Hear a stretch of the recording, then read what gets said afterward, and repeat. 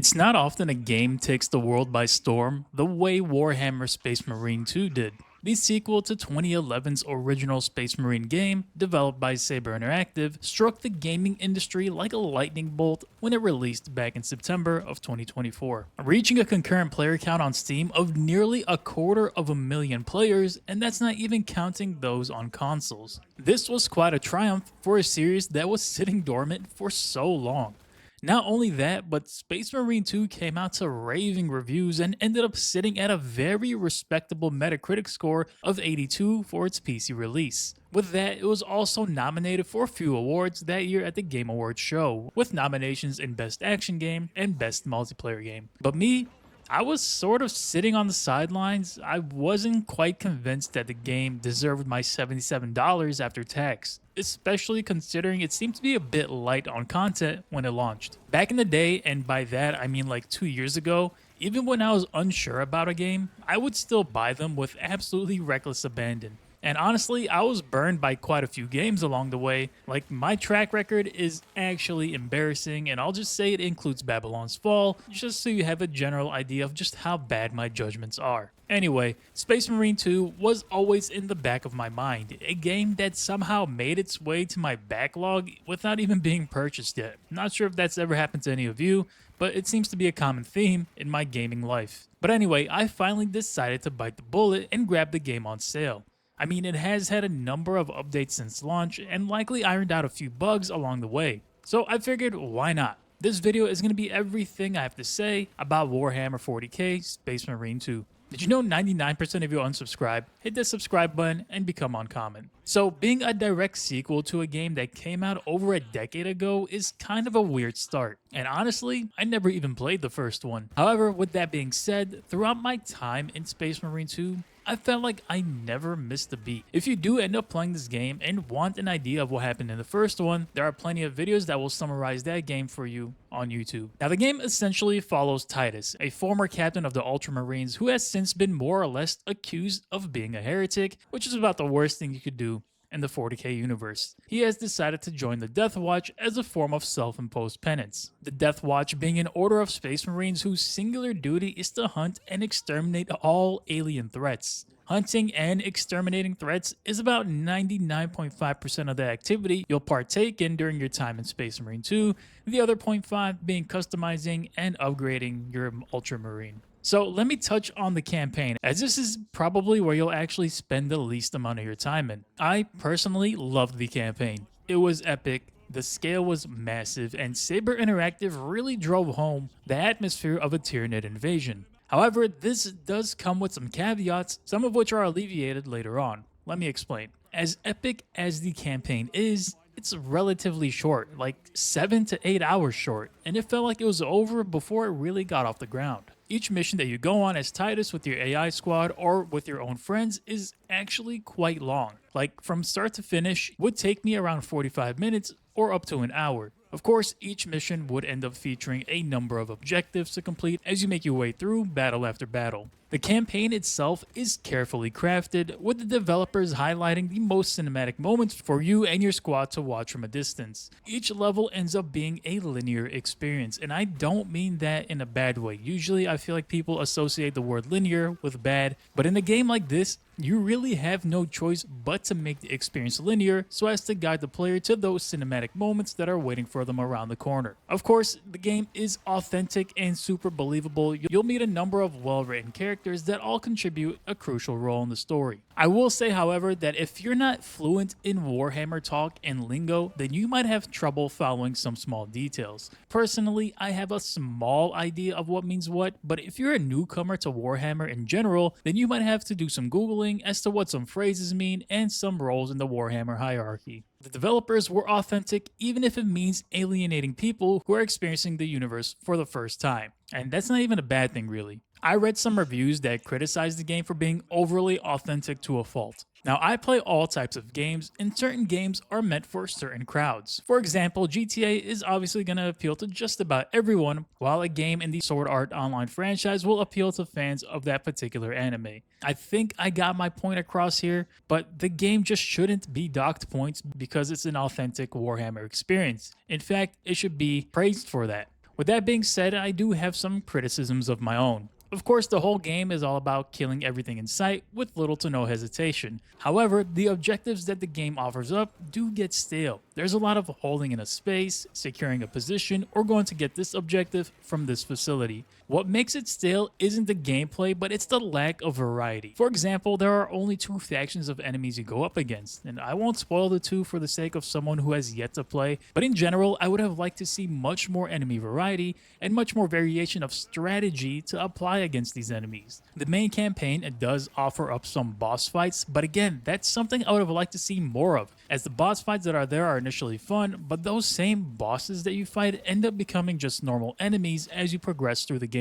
All the highly cinematic scenes, as cool as they are, will only take your game so far if the actual content doesn't surpass a certain baseline. All in all, however, the campaign is very much worth experiencing, as what's there is good enough to last the 8 hours runtime. I'll just add a small disclaimer here, but if I was going to buy this game solely for the campaign, then I would pass on it, as its length is just too short for me. Now let's actually move on to gameplay. Your method of exterminating the heretics usually comes down to 2 forms, either via a gun or a melee weapon. I'll first start with melee because honestly I think there's some good here and a little bit of bad as well. First of all, I was surprised at how melee based the game actually is. I thought the game was going to be more like World War Z, which is also made by Saber Interactive, and honestly in a sense it is, given the large swarms of enemies, but melee plays a bigger part in the general gameplay flow. The parry system is a crucial aspect of the melee side of things, and it's more clunky than I would have liked to see. When an enemy attacks with a blue indicator, that just means that if you hit the parry button, you'll do exactly that.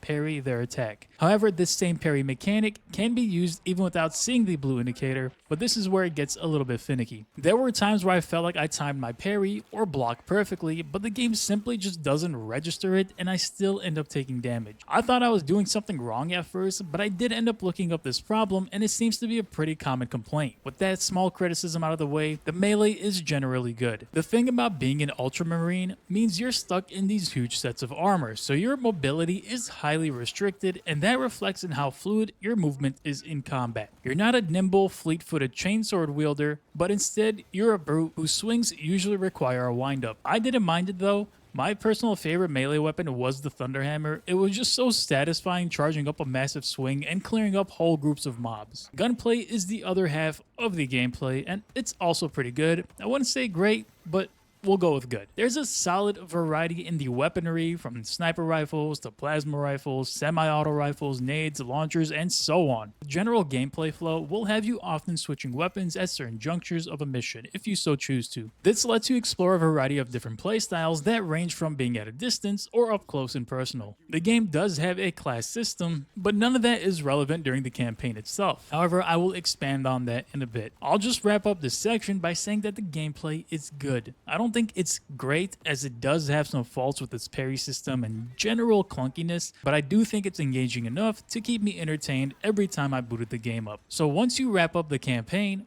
what is there to do? Thankfully, there is a good amount. Let's start with the operations mode, which I think is a great idea. During the campaign, you play as Titus, but more often than not, when you go on a mission, your group has an additional squad or 2 that accompanies you on that very mission. But instead of being side by side with you, they're actually off doing their own objective to aid in the overall mission. In operations, you get to play as that additional squad, and honestly, that's such a cool idea. Operations end up being a set of different missions broken up level by level, and in total there are 8 of them, with 2 of them being added through updates since launch. These levels do feature areas you might remember from the campaign, but in addition, you'll encounter different scenarios and even bosses that you didn't get to fight in that main story. I would say that this is where you'll spend the majority of your playtime, as the missions do end up being repeatable and offer up various rewards like weapon skins and armor pieces that you can equip. These operations have difficulty that range from what is essentially extremely easy to extremely challenging. As you climb up the ladder of difficulty, the game begins to add additional modifiers to the mission, whether that be harder enemies and so on. Obviously, you wouldn't just go to the max difficulty, as the game does expect you to hit a certain level with the class that you're playing as. And I think now is actually a perfect time to talk about that very class system. So as you enter the operations mode, you're greeted with a a number of different classes that you can specialize in, each of them with their own unique abilities. You have classes that are more tanky, others are more agile and deal more damage, and others may be focused more on supporting your other teammates. This mode essentially has its own separate progression system, which was exactly what I was looking for during the campaign and I was kind of wondering why it was missing. Now, each class does have its own perk tree that can be accessed and used as you complete missions and level up. In addition to that, the weapon you use can also be leveled with a smaller set of perks that you can choose from. I was very happy to see that a progression system like this existed because after playing through the campaign and not seeing the ability to really progress in any way, shape, or form, I was starting to get a little bit concerned.